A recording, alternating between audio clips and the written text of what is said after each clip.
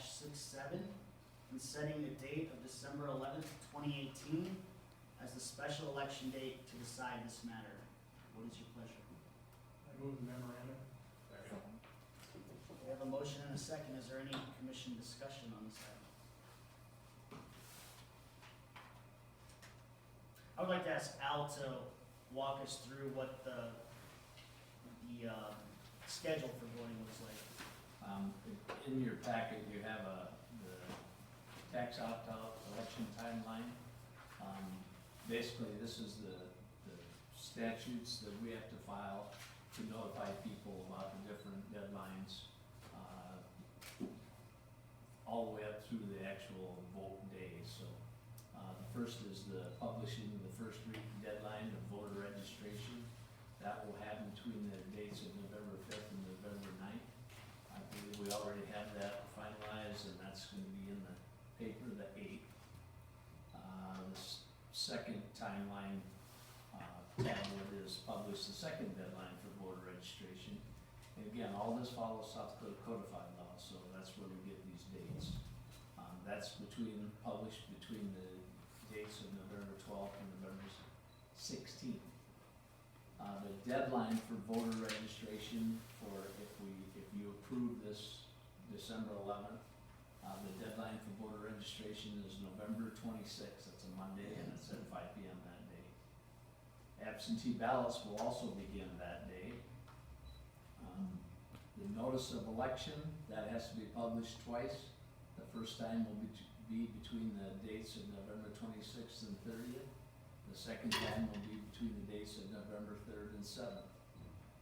We have to publish a facility, December 7th, I'm sorry. Thank you. We have to publish a facility ballot during the week prior to the election. That's the week of December 3rd. Ross is working on reviewing that. We'll get it back to us. We'll get it sent out for publishing. And we'll have all that available that week also. We'll publish it that week. It's available starting the 26th, which again is the first day of absentee voting. The automatic tabulating systems conduct a public test. That's done over at the county. We borrow their equipment all the time when we do this. And we'll set up a date for that. It's usually on the Thursday prior to the election. That's a public thing. We have the window open over there and we run through a test deck of ballots. 5 p.m. the day before the election is the deadline for a voter to absentee vote, so that would be December 10th. The election day will be, if you approve this, December 11th, 2018. Polls will be open 7 a.m. to 7 p.m. One of the things, if you remember in the memo, we point out that what happens during inclement weather, if you have to postpone an election, you're supposed to do it 1 week after and on a Tuesday again, so that gives us up till December 18th if we should have a problem with weather also. So, questions about that at all? Well, you mentioned borrowing the county's equipment.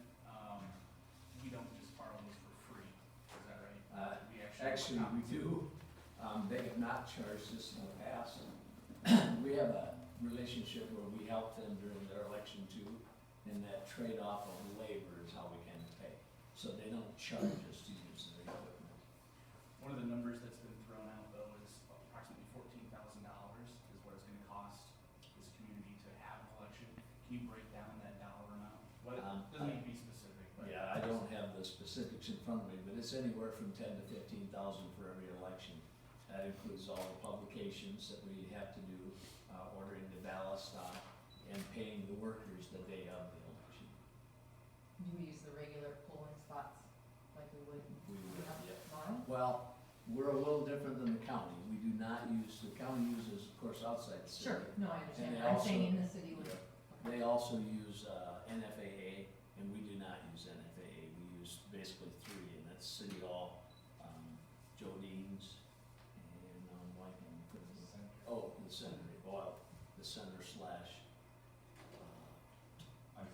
ice location, yeah, depending on what's open and available there, so. So is there anything else we need to do? We're all publishing everything that we need to by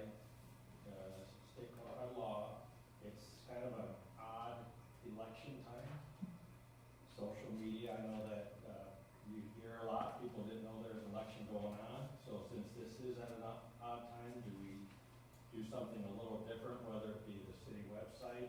Can we send out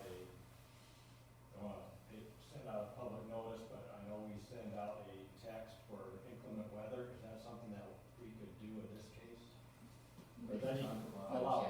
Put it on the website and put it on our city Facebook post. Okay. We probably wouldn't use the Nixle because we try to keep that for emergency Okay. type, situations, but yeah, we'll certainly remind people of the special election, and I'm sure our media partners will help us get the word out about polling places and when it's time to come and vote. No, the school has sent out even via the phone about the upcoming election tomorrow, and we can reach out to them and see if we can.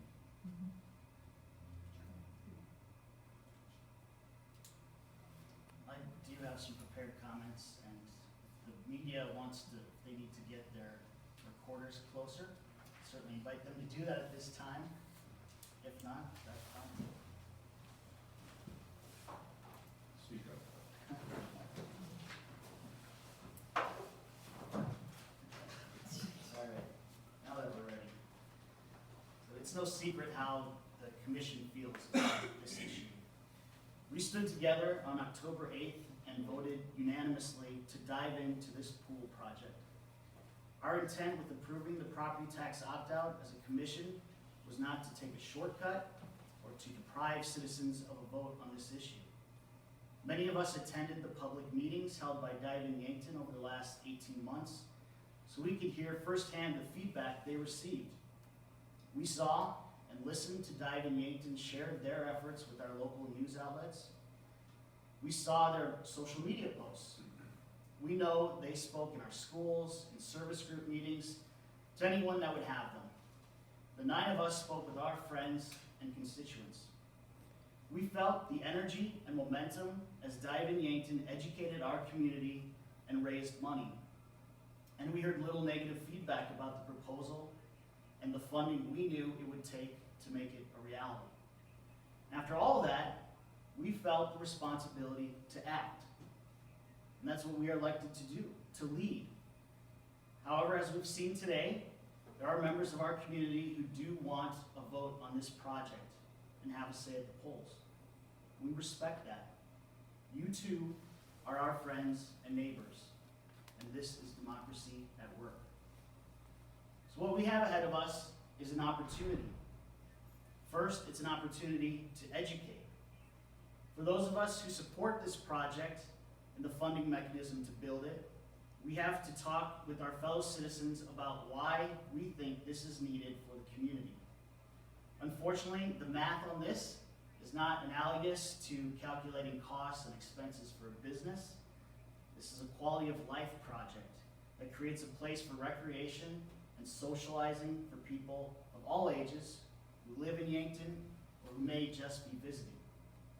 It's about providing current and future residents with modern amenities that many have come to expect of a community our size. As we look around the region, there is no doubt about that. We are notable for our lack of an aquatic center. So second, this is an opportunity to set an example.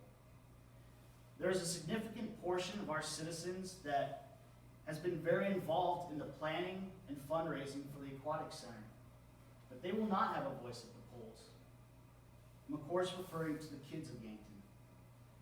They have perhaps given us and Dive in Yankton the most encouragement to invest our efforts and our hearts in this project. Their input and their enthusiasm has been incredible. And the passion they have is infectious. While we have planned a facility for all ages, we know a lot of this is about the children and their families having a place to have fun and to create memories. We know they will be watching this process play out. They'll be visiting with their parents, teachers, and other mentors. They'll be reading and hearing media coverage. So I ask this of our community. Whether someone is for or against this project and or its funding mechanism, stay focused on the issues and don't let passions run so high that we devolve into name calling and petty bickering. We will disagree, and that's okay. But we need to handle those disagreements in a way that will allow us to go back to being friends and neighbors when December 11th has passed. Yankton is a community that needs to stick together to handle the many challenges that lie ahead. And we can't let an issue like this divide us in a way that makes us forget our common bonds and unable to talk with one another about the next collective community decision. So thank you to everyone in our community who has set a good example for our youth throughout this process. And now I kindly ask that everyone study this issue in the weeks ahead and go to the polls to vote on December 11th. And with that, are there any more commission comments on the issue? All right, roll call. Ferdig. Aye. Gross. Aye. Hoffner. Aye. Mylum. Aye. Mosier. Aye. Benson. Aye. Sarda. Aye. Mayor Johnson. Aye, motion passes. There being no other business on the agenda, I would ask for a motion to adjourn. So moved. Second. We have a motion and a second. All those in favor say aye. Aye. Any opposed? This meeting is adjourned. Thank you very much.